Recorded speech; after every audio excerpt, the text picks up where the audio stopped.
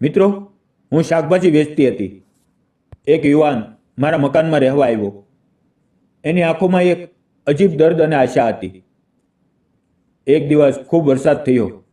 સતત 5 દિવસ વરસાદ પડ્યો. મારું કામ બંધ. ઘરમાં ખાવાનું નહોતું. આજે પણ યાદ કરું છું એ દિવસ.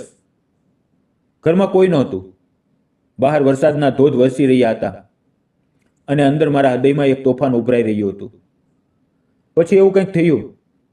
એણે મારો હાથ પકડ્યો અને કહ્યું, કાજલ, કાજલ, હું તને ક્યારેય એકલી નહીં છોડું, નિધિને પણ નહીં.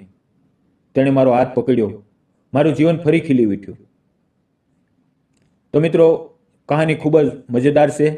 પૂરેપૂરી જોજો. મિત્રો, મારું નામ કાજલ છે. રાજકોટની એક નાનકડી ગલીમાં રહેતી એક વિધવા સ્ત્રી. મારી ગલી એવી છે જ્યાં સવારે ચા વેચનારની શીશો સાથે દિવસ શરૂ થાય છે.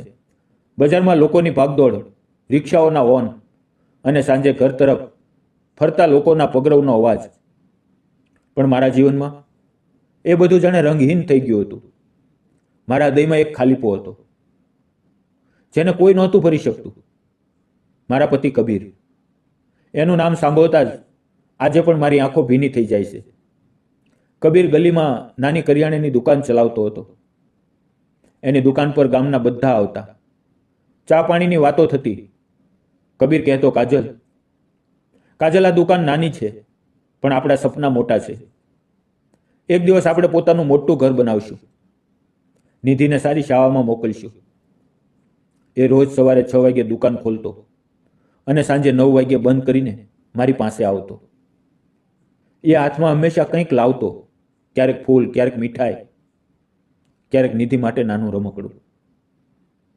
કાજલ, આ તારા માટે, આ નિધિ માટે, અમારી નાની દીકરી નિધિ.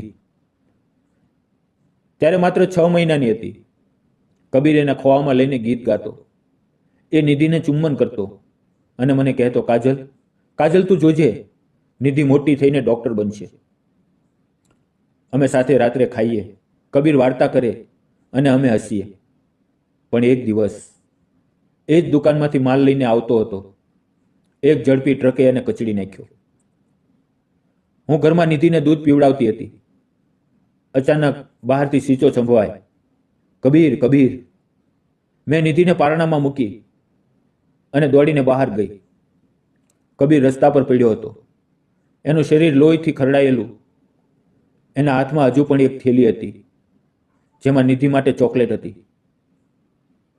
એ મને જોઈને હસવાનો પ્રયત્ન કરતો હતો. કાજલ, કાજલ, નિધિનું ધ્યાન રાખજે. એનો અવાજ ધીમો પડી ગયો. હું એને રિક્ષામાં બેસાડી હોસ્પિટલ લઈ ગઈ. રસ્તામાં એ મારા હાથમાં હાથ રાખીને કહેતો હતો, કાજલ, કાજલ, મને ડર નથી, તું મજબૂત રહેજે. ડૉક્ટરે ઓપરેશન કર્યું પણ કહ્યું ખૂબ મોડું થઈ ગયું. બ્લડ ખૂબ વહી ગયું. એની આંખો ધીમે ધીમે બંધ થઈ ગઈ. એના હોઠ પર હજુ પણ નિધિનું નામ હતું અને હું એકલી પડી ગઈ. કબીરના મૃત્યુ પછી મારા જેઠ જેઠાણીએ મને કાઢી મૂકી. આ દુકાન અમારી છે, આમાં તારો ભાગ નથી. મેં કહ્યું, મને નિધિ માટે કંઈક આપો. પણ એણે દરવાજા બંધ કરી દીધો. મારી પાસે ફક્ત એક નાનું મકાન જેમાં 2 રૂમ, એક કિચન અને એક નાનું આંગણું. હું શાકભાજી વેચવા લાગી. રોજ સવારે 5 વાગે બજારમાં જઈને શાક લાવતી અને ગલીમાં ઠેલા પર વેચતી. નિધિને ઘરમાં એકલી છોડીને રાત્રે એને ખોવામાં લઈને રડતી. કબીરની ફોટો હજુ પણ દિવાલ પર. એની સ્મિત આજે પણ મને જોઈ રહી છે. દરરોજ સવારે હું ઠેલા પર બેસતી. આલુ, ડુંગળી, ટમેટા, તાજા શાક. લોકો આવે, લે, પણ અંદરથી હું ખાલી હતી. નિધિ મને મમ્મી કહીને બોલાવે અને હું એને છાતી સાથે ચોંટાડીને રડું. એ જ સમયે એક યુવાન મારા મકાનમાં ભાડે રહેવા આવ્યો, રાજુ. એ નોકરી શોધતો હતો. એની પાસે ફક્ત એક બેગ અને કેટલાક કપડાં. એ કહેતો, મને એક રૂમ ભાડે આપજો, હું નોકરી મળતા જ ભાડું આપીશ. હું રાજકોટમાં નવો છું. મેં કહ્યું, ઠીક છે, પણ નિધિનું ધ્યાન રાખવાનું, એ બહુ નાની છે. રાજુની આંખોમાં એક અજીબ દર્દ હતું. એ કહેતો, મારી પાસે કાંઈ નથી, પણ ઈમાન છે. એ રોજ સવારે 7 વાગે નોકરી માટે નીકળતો અને સાંજે 8 વાગે પાછો ફરતો. મારા ઠેલા પાસે આવીને શાક લેતો. તે કહેતો, આજે શું તાજું છે? થોડો ઓછો ભાવ કરજો. ધીમે ધીમે અમારી નજરો મળવા લાગી. એ નિધિને જોઈને હસતો. આ તો મારી નાની ઢીંગલી જેવી છે. એના માટે એક ચોકલેટ લઈ આવીશ. એક દિવસ નિધિએ એને કાકા કહી દીધું. રાજુ હસી પડ્યો, પણ એની આંખોમાં આંસુ આવી ગયા. એણે નિધિને ખોવામાં લીધી. હા બેટા, કાકા છે ને? મેં પૂછ્યું, રાજુ તને શું થયું? એણે કહ્યું, કંઈ નહીં. મારી પાસે પણ એક નાની બહેન હતી, પણ અને એ ચૂપ થઈ ગયો. એક દિવસ એ દિવસ ક્યારે નહીં ભૂલું. સવારથી જ આકાશ કાળું થઈ ગયું હતું. વાદળો ગર્જના કરી રહ્યા હતા. અચાનક ધોધમાર વરસાદ શરૂ થઈ ગયો. મારું ઠેલું ભીનું થઈ ગયું. શાક બધું ખરાબ. હું ઘરે આવી, પણ વરસાદ ના અટક્યો. સતત 5 દિવસ વરસાદ પડ્યો. ગલીઓ પાણીથી ભરાઈ ગઈ. મારું કામ બંધ. ઘરમાં અનાજ નહોતું. પહેલે દિવસે અમે બિસ્કિટ ખાધા, બીજે દિવસે ચા પી, ત્રીજા દિવસે નિધિ રડવા લાગી, મમ્મી ભૂખ ભૂખ. મારા આંસુ ના અટક્યા. હું એને છાતી સાથે ચોંટાડીને રડી, બેટા બેટા મમ્મી પાસે કંઈ નથી. ચોથા દિવસે રાજુ ઘરે આવ્યો. એના કપડાં ભીના, એના હાથમાં એક થેલી. આ લ્યો, ચોખા, દાળ, તેલ, આલુ, ડુંગળી. મેં કહ્યું, રાજુ તમારી પાસે પૈસા ક્યાંથી? તમે તો નોકરી વગર ના હતો. એણે કહ્યું, મને આજે એક ફેક્ટરીમાં નોકરી મળી. એડવાન્સ લીધું તમારા માટે. હું રડી પડી. રાજુ તું ભગવાન છે, તું અમને બચાવી લીધા. એણે મારા આંસુ લૂછ્યા અને કહ્યું, ચૂપ, હું છું ને. એ રાત્રે અમે સાથે બેઠા. નિધિ રાજુના ખોળામાં સૂઈ ગઈ. એણે પૂછ્યું, તમારો ભૂતકાળ?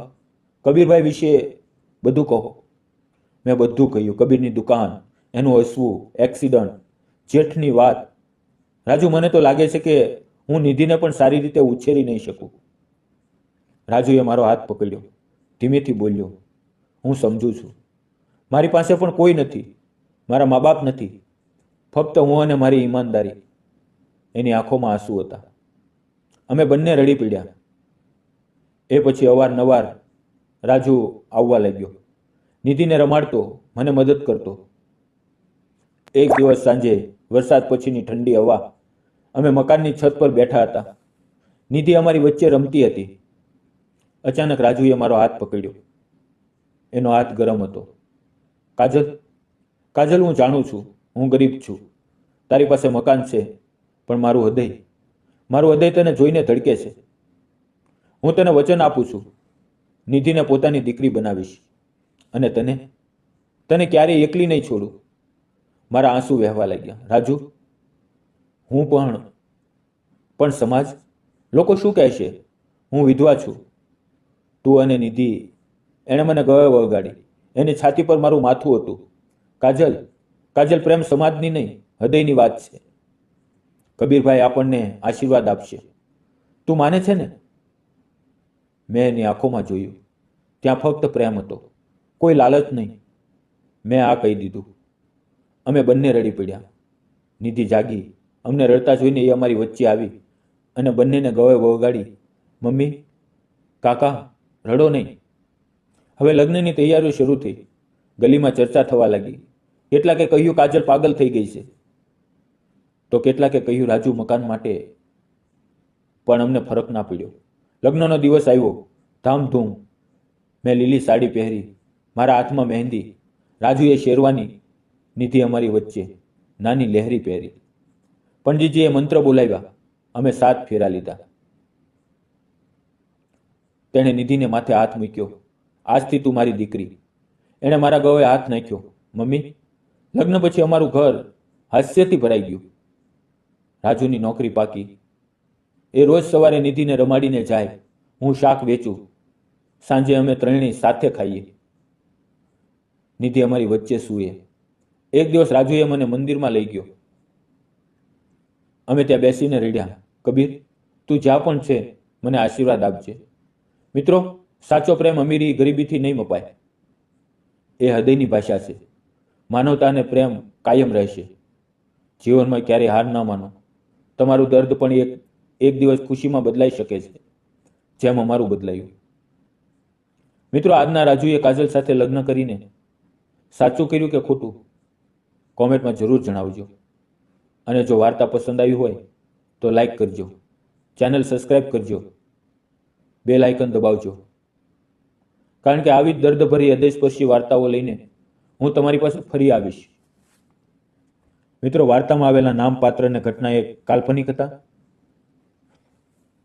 વાર્તા ફક્ત મનોરંજન અને શૈક્ષણિક હેતુથી બનાવવામાં આવી હતી.